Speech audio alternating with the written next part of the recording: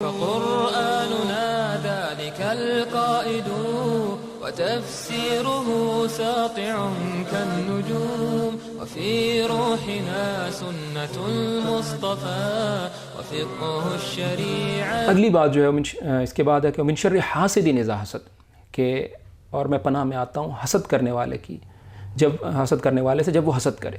تو حاسد کون ہوتا ہے؟ حسد کرنے والا کون ہوتا ہے؟ جو کسی کے پاس نعمت دیکھتا ہے تو پھر اس کے ذہن میں یہ خیال آتا ہے اور اس کو یہ سوچ آتی ہے اور یہ فکر آتی ہے کہ نعمت اسے کیوں ملی، اس سے چھن جائے اور یہ چھن کر مجھے مل جائے. تو یہ جو ہے حسد ہے. اور اذا حسد، پھر وہ اس نعمت کو جو کسی شخص کے پاس موجود ہے، اس محسود سے وہ نعمت حاصل کرنے کے لیے یا اس کوشش میں کہ اس شخص سے، اس مالدار سے اس کا مال چھن جائے اور اس شخص کے پاس جو اقتدار ہے یا اس کو اللہ تعالیٰ نے کوئی نعمت دی، یہ نعمت اس سے چھن جائے، اس کے لیے جب وہ عملی کوششیں کرتا ہے اور اس کی ٹانگیں کھینچنے کی کوشش کرتا ہے، اس کے لیے سازشیں کرتا ہے، اس کے لیے گڑھے کھودتا ہے، تو یہ چیز جو ہے پھر محسود کے لیے نقصان دہ ہے.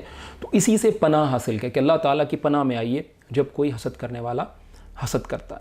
تو بعض شارحین نے یہ لکھا ہے کہ ابلیس کا آدم علیہ السلام سے حسد تھا، آدم کے بیٹوں کا جو آپس میں حسد ہوا، اور یوسف علیہ السلام کے بھائیوں کا یوسف علیہ السلام سے حسد، تو یہ بھی جو حسد کا نتیجہ تھا. یہ بعض علماء نے اس کی صراحت کی ہے. حسد کی ایک وہ شکل ہے جو درست ہے، جسے رشک کہتے ہیں. تو آپ سن فرمائیں لا حسد الا فی اثنتین، کہ دو چیزوں میں رشک کرنا جو ہے یہ بالکل پسندیدہ ہے. ایک یہ کہ کسی کو اللہ تعالیٰ نے قرآن دیا ہو اور وہ اس قرآن کی دن رات جو ہے تلاوت کرتا ہو اور اس پر عمل کی کوشش کرتا ہو، مفہوم ہے.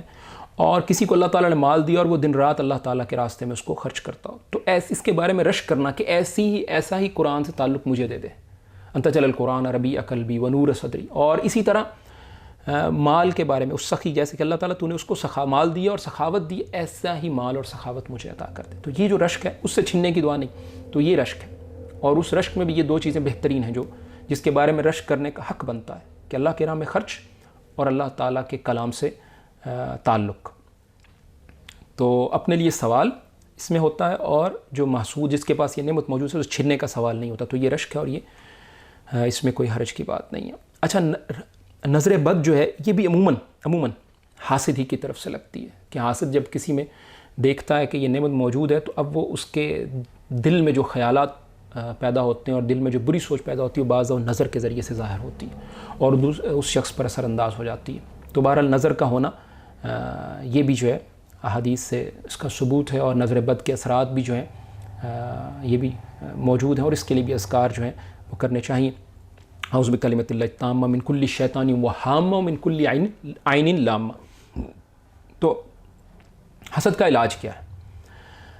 حاسد کو پہلے اپنا نقصان سوچنا چاہیے کہ میں اگر یہ کر رہا ہوں تو میں کسی کا تو کچھ جو نقصان کروں گا. سب سے پہلے میں ہر وقت جو ہے اس کڑنے میں اور جلنے میں مصروف رہوں گا، اور ایک ایسی کوشش اور ایکٹیویٹی میں لگا رہوں گا جو شریعت کی نظر میں نامناسب ہے اور درست نہیں ہے، اور میرے لیے جو ہے قیامت کے دن وبال ہے. اور ام یحسدون الناس علی ما آتاہم اللہ من فضل. تو لوگ جو ہیں یہ کیسے حسد کرتے ہیں اللہ تعالیٰ نے جو فضل دی. یہ بھی سوچنا چاہیے کہ اس کو اگر نعمت دی، اس کو مال دیا تو اللہ تعالیٰ نے، اس کو حسن دیا تو اللہ تعالیٰ نے، اس کو طلاقت لسانی دی تو اللہ تعالیٰ نے، اس کو اللہ تعالیٰ اختیار دیا تو اللہ تعالیٰ نے. تو میں اللہ تعالیٰ سے اس بات پر کیوں جھگڑ رہا ہوں کہ اس کو کیوں دیا، مجھے ملنا چاہیے. تو گویا اللہ تعالیٰ کی تقسیم درست ہے. ہاں، اپنے لیے ضرور دعا کریے، اس سے چھننے کی دعا کی کیا ضرورت ہے. اور ایسی یہ دوسری بات اس کو ذہن میں رکھنی چاہیے حاسد کو. تیسری بات یہ کہ پیٹھ پیچھے جو ہے اپنے جس بھائی کے بارے میں اس کے ذہن میں برے خیالات آئیں اس کے لیے دعا کرے. جب وہ اس کے لیے بجائے برا سوچنے کے دعا کرے گا تو یقیناً جو ہے یہ ایک پازیٹیو رسپانس ہے جو حسد کے نیگیٹو رسپانس کے مقابلے میں سامنے آئے گا، اور اس سے اس کے دل کی کیفیت جو ہے بہتر ہوگی. اسی طرح رسول اللہ صلی اللہ علیہ وسلم کی حدیث ہے کہ لا تحاسدوا، اس کو پیش نظر رکھے کہ میرے نبی نے مجھے یہ کہا کہ حسد نہیں کرو، تو مجھے اپنے نبی کی بات ماننی ہے. اور اب محسود کو کیا کرنا چاہیے کہ جس کے پاس یہ نعمت ہے اس کو بعض دفعہ اندازہ ہو جاتا ہے کہ لوگ میری نعمت سے جو ہے بعض لوگ حسد کر رہے ہیں، تو اس کو چاہیے محسود کو تحفہ دے. تحادو تحابو، جب آپ تحفہ دیتے ہیں تو اس سے محبت بڑھتی ہے. آپ کے پاس مال ہے، آپ کا خیال ہے کہ یہ شخص میرے سے حسد رکھتا ہے، یہ میرے بارے میں اچھا ہے، اس کو تحفہ دیجیے، اس کو اچھے کلمات کہیے، اس کو عزت سے بلائیے. تو یہ جو گیپ ہے آپ کے اور اس کے درمیان وہ کم ہوتا چلا جائے گا. تو کچھ چیزیں جو ہیں حاسد نے کرنی ہے اور کچھ عمل جو ہیں محسود نے کرنی ہے، اور محسود کو بھی چاہیے کہ حاسد کے لیے دعا کرے کہ اللہ تعالیٰ اسے ہدایت دے دے، اس کے دل کو پھیر دے.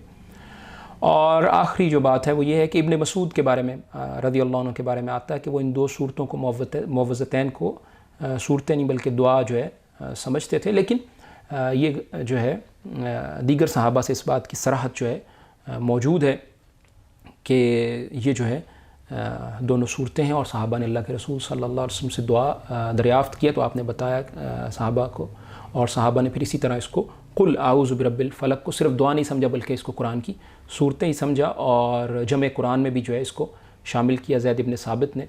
تو یہ ابن مسعود رضی اللہ عنہ کو جو ہے اس کو جو سمجھے وہ اس کو دعا سمجھ بیٹھے، لیکن اصل صحیح یہی ہے کہ یہ جو ہے قرآن کریم کی 2 صورتیں، تفصیل جو ہے اس کی آپ کو دیگر کتب میں مل جائے گی، اور مفصل جو اس کی شروحات ہیں اس تفسیر کی، اس قرآن کی جو صورت ہے اس کی جو تفصیلی تفسیر ہے اس میں آپ دیکھیں گے تو یہ اس پر مزید جو ہے آپ کلام جو علماء کا دیکھ سکتے ہیں۔ تو یہ سورۃ الفلق کے حوالے سے چند جو ہے نکات ہم نے آپ کے سامنے رکھے۔ تو یہ 2 صورتیں جو ہیں اللہ رب العالمین کی پناہ میں آنے کے لیے مددگار ہیں، اور پناہ میں اللہ رب العالمین کی پناہ میں جب انسان آ جاتا ہے تو وہ دنیا بھر کے جو مشکلات ہیں، پریشانیاں ہیں اور شرور ہیں ان سے انشاءاللہ تعالی محفوظ ہو جاتا ہے۔ تو ان کو اختیار کیجئے، یاد کیجئے اور ان کا اہتمام کیجئے، ان کو اپنے معمولات میں، اپنی روٹین میں، اپنے اسکیجول میں یا اپنے شیڈیول میں اس کو شامل کیجئے، بچوں کو یہ سکھائیے اور بچوں کو یہ یاد کروائیے، اور جب تک یاد نہیں ہے تو ان پر یہ دم کیجئے۔ تو یہ خصوصی اللہ کے رسول صلی اللہ علیہ وسلم کو ان کی تعلیم دی گئی، اور آپ صلی اللہ علیہ وسلم بن کا جب یہ نازل ہو گئیں تو بہت زیادہ اہتمام کیا کرتے تھے، اور ان کے ذریعے سے اپنے آپ کو اللہ کی حفاظت میں اللہ تعالیٰ سے حفاظت طلب کیا کرتے تھے۔ اللہ رب العالمین مجھے اور آپ کو قرآن کریم کی سمجھ اور اس پر عمل کی توفیق عطا فرمائے۔